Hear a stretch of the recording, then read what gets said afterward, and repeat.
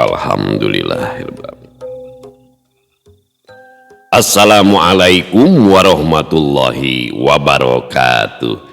Sampurasun wargi dulur baraya sadayana tepang dangu di sareng simkuring Mang Ian kidemang gunung halut ya geningan anu manis anu kasepnya anu kempot cek nininya kasepna sa Jawa Barat pokoknya mangelehkeun pada di Mulyadi cenah cek nini eta oge. Dina acara anu maneh nyaeta dongeng Sunda. Dongeng zaman kiwari ala kiwari anu nyarioskeun lalakon kahirupan mangsa bihari atanapi kabaheulaan. Kumaha dararamang palawargi sadayana atau mugi aya dina ginanjar kawilujengan rahayu berkah salamet amin ya Allah ya robbal alamin.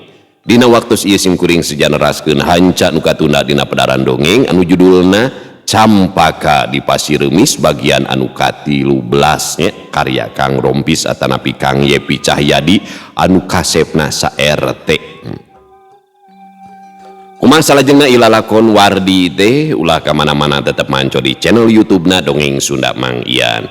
Namun serta acana dilajeng kade ulah hila panu teu acan subscribe kana YouTube-na Dongeng Sunda Mang Ian. Mangga di subscribe heula supados tiasa kenging notifikasi kamu setiap jajar carita nu salajengna ugi nu sanesna anu parantos subscribe simkuring ngahaturkeun ibu nuhun laksa ketika bingahan atuh mugia sing tiasa janten rencang nu ngahibur ka para wargi sadayananya kanggo ibu-ibu bari masak nya sogegerohna bari ngarumpina jeung ibu-ibu ngobrolkeun deui ibu-ibu oge kanggo bapak-bapak siapkeun cikopina nya nyi kopai udur samsaya ngabaheu hai ditepas bari ngabayangkeun nu bohai nya aduh eta cengos bapak-bapaknya oge di padamelanana di tempat konveksi bari ngajait motong ngobrasna di pasar di pabrik di kantor di perjalanan komaina musim mudiknya palawargi pokona makum kadulu-dulu nu aya di lemur barayan nu aya di kota ugi di pangumbaraan kumargi teu sakedik wargi-wargi urang nu aya di luar daerah bahkan di luar negeri sok mararanco dina pedaran dongeng Sunda Mang Ian teh cenah. Oke ulah hilap di like di komennya sareng di share. Pokoknya mah salah sawios bentuk apresiasi dina YouTube mah ucara ulah di skip iklananya. Pokoknya mah anu teu skip iklanna didoakeun sing beunghar sing seueur artos sing saleucing lalegah sawah sing garaduh imah anu megah sing tiasa angkat ka tanah suci Mekah Madinahnya. Pokoknya mah anu henteu anu ngaskip iklanna sing tamah-tamah mamah tadi doakeun. Oke kumargi simkuring madang dongeng sanes dina radio nu tangtus aya sponsor aya iklan aya gajinya tak saumpamina hayang apresiasi kaum pengarang gitu nya meh lancar karya dongengna tiasa kana nomor dana ngeueuh di teu tulis tah ieu nomor dana ieu tah ieu nomor rekening tong ageng-ageng 2000 we nya sajalmi kan ari kuseueuran mah oke orang apresiasikeun ka pengarangna da anjeunna mah teu fokus dina ngarang dongeng nya palawargi supados tenyang kolong ting kana waktos hayuah urang sami-sami ngalajengkeun ieu lalakon Campaka di Pasireumis bagian anu ka-13 mangah ka parayun sadayana wilujeng ngadangukeun prung salah.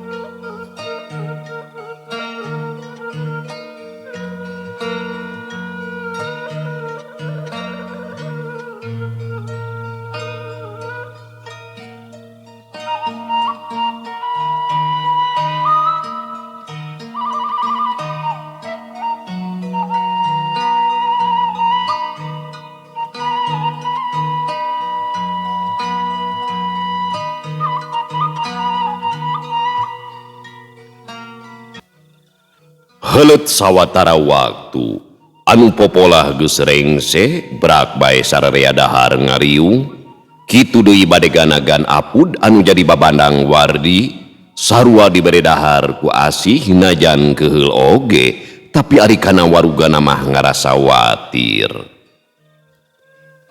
Dina wanci harieum beungeut aya nu datang ka imah asih anu tayalian eta teh gan apud dibarengan ku opat badegana. Sanggeus uluk salam gan apud unggah ka imah asih bari dodongkoan siga nama geus dibejaan ku badegana anu duaan lamun Wardi teh jawara anu miboga ilmu linuhu.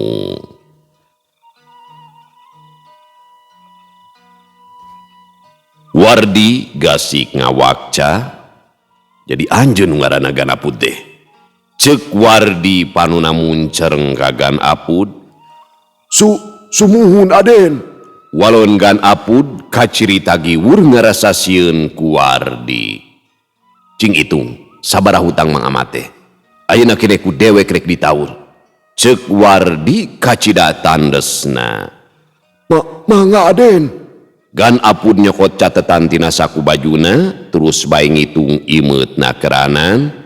Telila pok bae Ganapud deh nyarita. Mangga ieu nyangakeun catatanana, saumpamina bade dicicil dugi kalunas sadayana janten saperak satengah nun. Namun upami bade dilunasan sadayana mah mung janten saperak Aden. Ganapud mikeun catatan ka Wardi. Catatan gancang dicokot ku Wardi di ilo imeutna keranan. Share. Tep layarna share. Da bager. Buru tuh share si karunya heug abi mah jauh tinung bapa ini tega share di tep. Wardi ngodok saku bajuna, bro nunda duit hareupeun Ganapud. Tah ku dewek dibayar saperak. Didanget ayeuna geus taya sangkut pautna naon jeung Mang Amat. Cing inget, lamun dina hiji waktu dewek ningali badega si lain nyeun talajak anu teu bener kanu sejena. Ku dewek bakal dijorag ka imah si lain. Kajeun si lain miboga badega aya kana puluh napikeun dewek mah taya hartina. Kaharti ku si lain Ganapud. Pokna Wardi aya sima pangabaran anu kaluar tina dirina. Ngadenge caritaan Wardi, Ganapud tangka ngarempod duit dina samak teh gancang disakuan ku Ganapud. Kahartos Aden, sadayana tos rengse jisim abdi sejak permios bae Aden. Pokna Ganapud atra ngadaregdeg. Ganapud katut badegana sasalaman kanu araya didinya bari gagancangan ini tidinya. Ganapud anu kaceluk telenges taya ras-rasan teh ngadadak ngeluk taya dangyang di hareupeun Wardi mah. Ganapud kaburu dikungkung ku kasieun mireungeuh Wardi miboga ilmu anu kacida linuhungna. Sok sanajan teu nyakseni nalika badegana tarung, tapi bedog anu jadi tilu teh ditembongkeun ku badegana. Ganapud kasieunna dikakalakeun ku Wardi lantaran moal aya nu mampu pikeun ngayonanana. Asih ngarasa bunga kabeung berat hutang anu teu boleh jadi bangbaluh dirina teh kiwari geus lubar ku alpukahna Wardi. Teu ngarasa era ku uhro, asih ngarangkul ka Wardi banget ku tumarimana.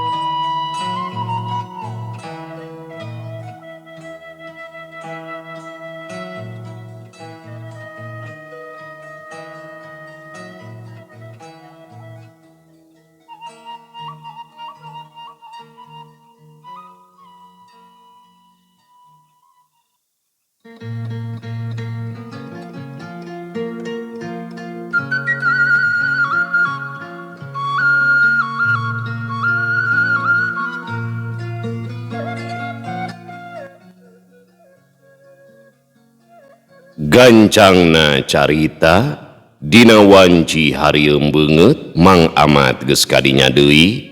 Inyana mere Iber ngahaja kabur ti imahna awahing ku baluas. Asih ngajentrekeun ka bapana lamun hutang Mang Amat geus dipunahan ku Wardi. Ngadenge caritaan anakna Mang Amat kacida bungahna.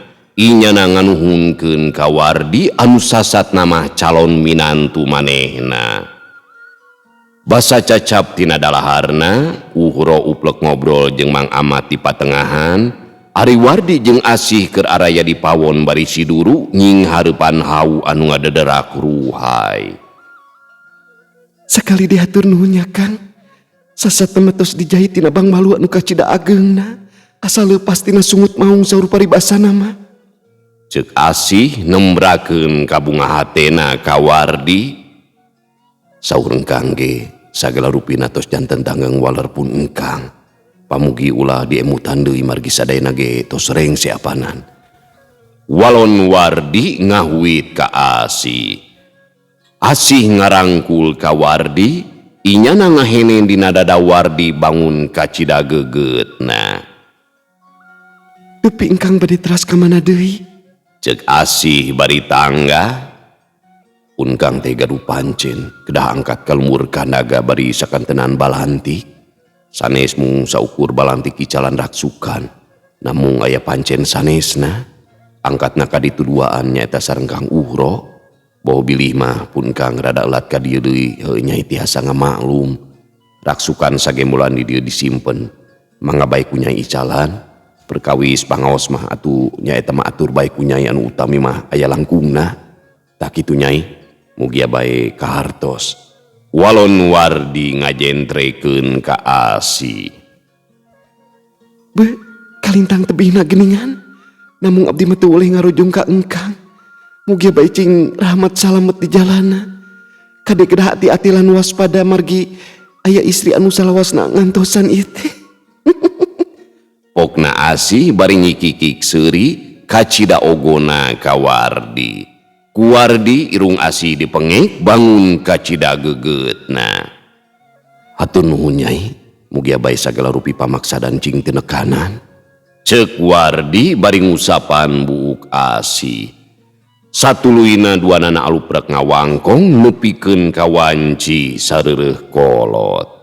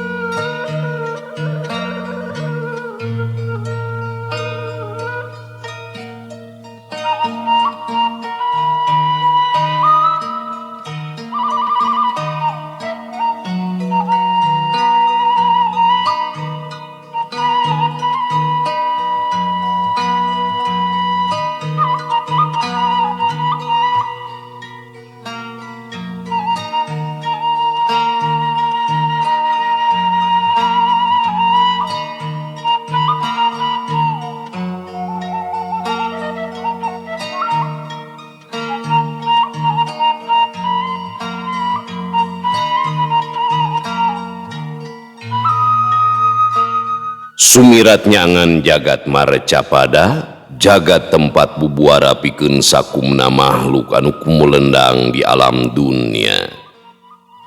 Dina wanci carangcang tihang, Wardi jeung Uhro geus arinit ninggalkeun lembur pasiremis. Samemeh indit Asih neteg heula sangu keur bekel Wardi katut Uhro. Jalan sorangeun raremis keneh can katojo ku panon poe. Cacap nyorang jalan pakebonan beras ka jalan reuma anu raremet ku kakayon sarta kekep ku tatangkalan. Hawa isuk banget ku tirisna, asa parat kana kulit sumeleket kana sumsum balung. Tapi pikeun Wardi jeung Uhro mah sabalikna, karasana teh hareudang balas badarat nikreuh mapayan marga. Dina wanci haneut moyan duanana geus anjog ka lembur hanjuang. Didinya ngadon reureuh heula miceun kacapena sakalian ngararaban beuteungna. Cacap tina reureuhna duanana nuluykeun deui lalampahanana, teu kacaturkeun di jalana. Dina wanci pecat sawed duanana geus anjog ka lembur loa terus bae ngajugjug ka imahna Ki Genta.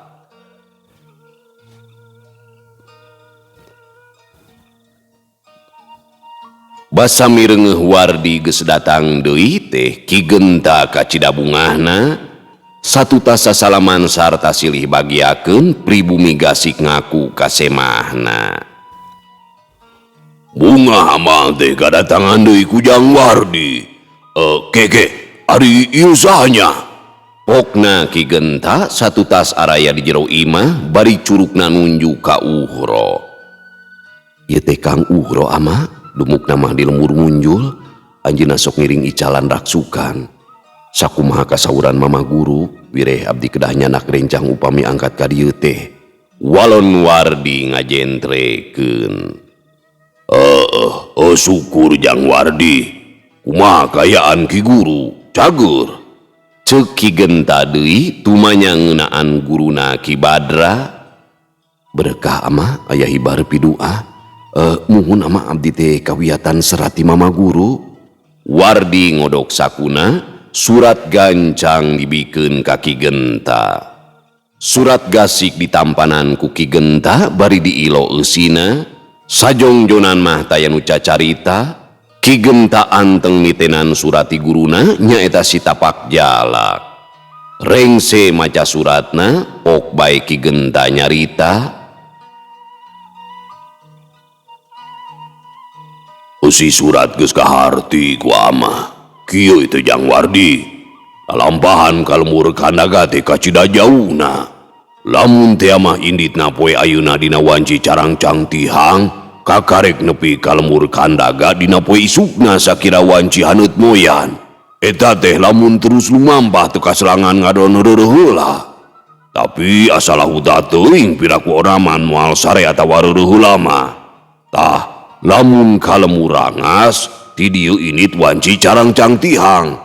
Datangna ka ditu sakira wanci Tunggang Gunung. Marga anu bakal kasorang dian ti jalan pakobonan oge mapai alas geledegan. Sok rajon eta ge ngaliwatan lemur leutik sakaliun hayang reureuh heula bisa didinya. Tah kitu Jang Wardi, ama mere wewengan lalampahan kalemur kandaga. Pokna Ki Genta ngajentrekeun ka Wardi. Lalampahan kalembur kandaga teh ka Cidahe sebelekena, lian ti jauh teh marga nu bakal kasorang ka Cidahara-haraeunana. Muhun ama kahartos pisan ku abdi.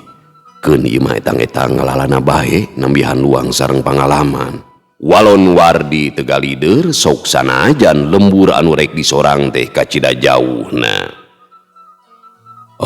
Gitu pisan Jang Wardi. Hitung-hitung nambahan pangaweruh.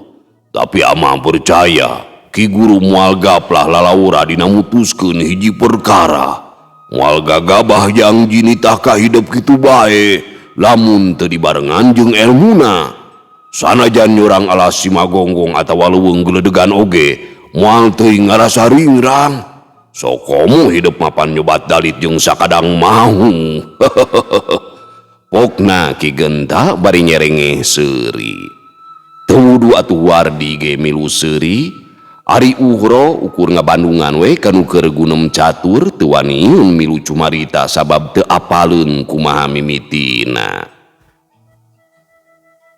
Nyi Nung geus kadinya bari nanggeui baki, sok-sok cai jeung lalauhna digelarkeun dina meja. Cai-caina atuh Kang. Hapunten tak aya nu aneh di dieu mah geuningan. Ceuk Nyi Mojang imutna meuning ngakelenyu. Atuh nuhun Nyai. Temal Wardi bari manggut. Nyai, beresan kamar keur Jang Wardi katut Jang Uhro. Lantaran kakarek dina poe isukan arinitna kalembur kandaga teh. Eta deui sakalian milihan baju. Basa eta teh kurang kene cenah 10 setel deui. Ceuk Ki Genta bari nuduhkeun kana buntelan baju. Mangga ama, namun kamar mah kantun ngalebetan bae. Margi tadi enjing tos diberesan ku abdi. Ki, raksukan anu kirang teh kanggo istri atau nepi pameget ama? Walon Nyi Nung malik tumanya ka bapana. Lamun teu salah mah baju lalaki 3 setel keur awewe 7 setel. Walon Ki Genta ngajentrekeun. Nyi Nung teu nyarita deui, inyana terus bae mukaan gemolan baju.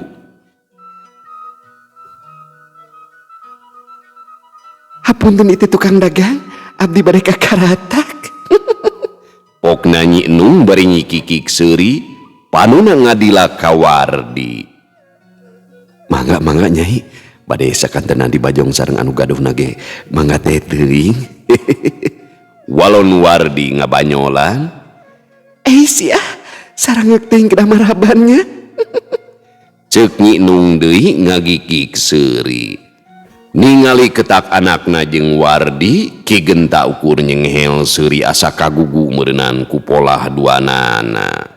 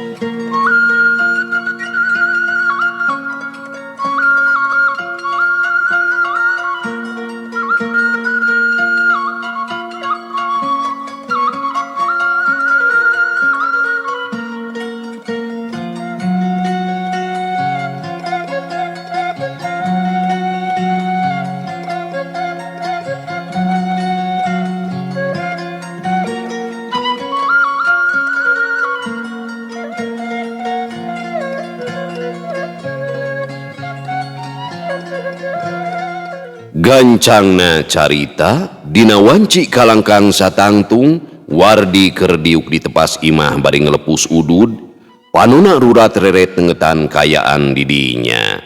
Baturna uhro keur sare di kamar ngareureuhkeun kacapena balas lalampahan jauh. Ari Ki Genta bebejare ka kebon heula sakalian ngaroris pepelakanana. Lar Nyi Enung ngaliwat kadinya bari mawa sirib leutik tayona marek ngalalau. Be, dugi kangersakeun ku anjeun atuh Nyai. Nah, teu aya nu sanes kitu. Pokna Wardi geugeuy ka Nyi Enung. Muhun Kang, kaleresan teu aya piwarangeun ieu teh. Tembal Nyi Enung bari nunda siribna. Wios kupun Kang wae atuh Nyai. Etang-etang bari amengan ka balong.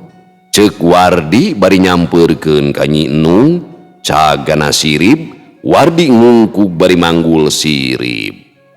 Nyi Enung sapok-pokkeun rek nyarita, hanya akal Wardi teh kaburu ngingkig manten. Nyi Enung gagancangan nuturkeun Wardi.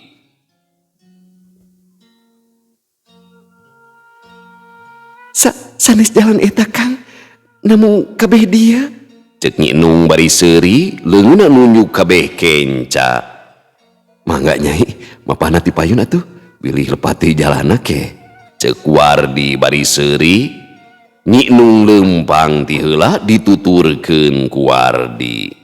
Teu lila duanana geus anjog ka balong, ari balongna teu pati gede, ngan kaciri caina teh pating ku cibek cirining loba laukna.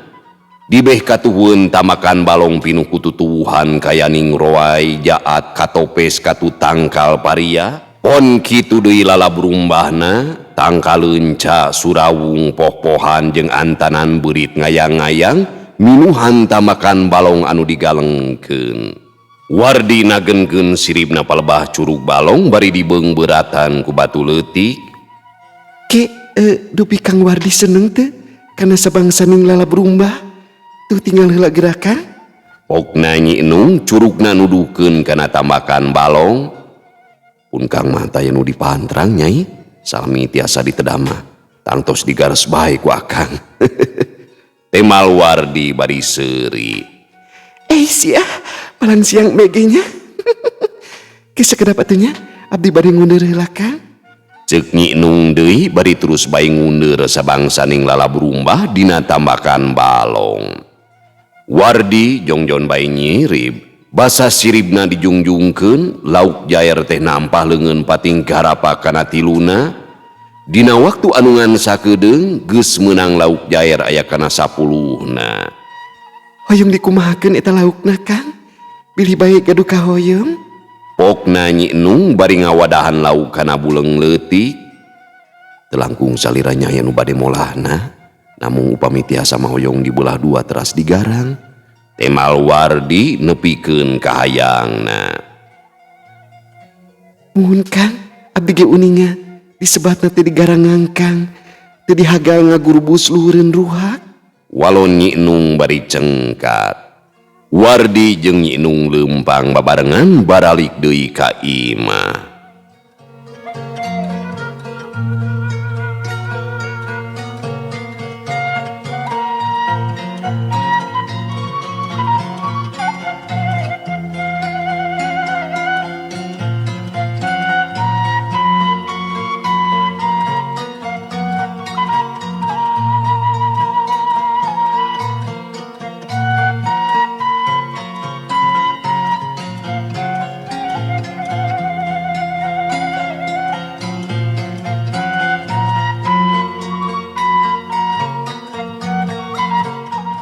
Dina wanci harieum beungeut, kadaharan geus ngajagrag, brak bae sararea dalahar ngariung di patengahan, dengan sangu garang lauk jaer, lalab rumbah katut sambal muncang beunang ngimojang. Puguh bae matak moho, uhro teu sirikna mame mom kawasieun beakeun. Rengse tina dalaharna, sararea aluprek ngawarangkong bari kaselangan ku pating kelepus udud, pok bae Ki Genta nyarita. Yang Wardi, wayahna ku ama ditinggalkeun heula sakedeungnya. Ama teh diangkir kana riungan di imahna tua kampung. Ari tua kampung teh sasata mah murid ama keneh eta teh. Bisi aya nanaon mah keun bae daya si Nyai Inung di dieu nya. Muhun ama teu sawios, mangga bae. Walon Wardi bari rengku. Nyai, ama teh rek ka imah tua kampung, sabab keur aya salametan cenah mah. Kade bisi pohonya, tadi teh ama keur nyeupan sampe. Wayahna baturan heula Jang Wardi di dieu. Pokna Ki Genta papatah ka anakna. Muhun ama, keun Kang Lodaya mah ku abdi bade direncangan, susuganan moal nyakar. Temal Nyi Inung nyikikik seuri kacida ocesna. Baku hidup mah ari geus datang porengesna teh. Pokna Ki Genta bari gogodeg. Satu tas amitan Ki Genta gancang ini tidinya rek ngajugjug ka imah tua kampung. Nyi Inung ngaleos ka pawon rek nempo seupan sampeuna. Jang, akang mah rek meresan heula bajunya. Maksudnya ngarah dina poe isukan karimah ngul. Cek uhro bari nalian gemolan baju. Nya sok bae Kang, mun bisa macing rikip nalian ananya, sabab balampahan dina poe isukan depan kacida jauhna. Walon Wardi mere papatah ka uhro. Nya Jang, keun bae ku akang rek diacak heula kabeh, sangkan babaringin teh panana. Temal uhro bari mawa gemolan baju dibawa ka kamar. Nyi Inung geus kadinya deui bari mawa seupan sampe atra ngebul keneh. Sok seupan sampe ditunda dina meja. Mangga Kang, dileueut kadinya. Kamana di Kang Uhro? Pokna Nyi Inung panuna manco ka Wardi. Kaleresan Kang Uhro manuju meresan raksukan di kamar. Ditampi sampeuna Nyai? Temal Wardi bari ngarongkong kana seupan sampe. Abdi mah banget kabita hoyong diajar ngalalana Kang. Nyuk curug lemur unggah kampung. Nete jurang nincak jungkrang milari luang sareng pangalaman. Pada melan abdi mangotok ngowo di rorompok. Kalan-kalan sok ngaronggeng. Kitu ceuk Nyi Inung nepikeun keur tegah hatena ka Wardi. Pun kangge kaleresan bae gaduh pancen ti mama guru. Bari ngeman pancen teh sakantenan balantik icalan raksukan. Walon Wardi bari nyerengeh seuri. Muhun eta teh matak resep kanggo abdi makan. Saumpamina diwidihan ku ama, abdi bade ngiring ka lemur kandaga ngarencangan Kang Wardi. Ceuk Nyi Inung deui boga karep hayang milu ka Wardi. Wardi tangka ngaranjug teu boga panyangka lamun Nyi Inung teh hayang milu ka lemur kandaga. Kapan lalampahan ka lemur kandaga teh sakitu jauhna.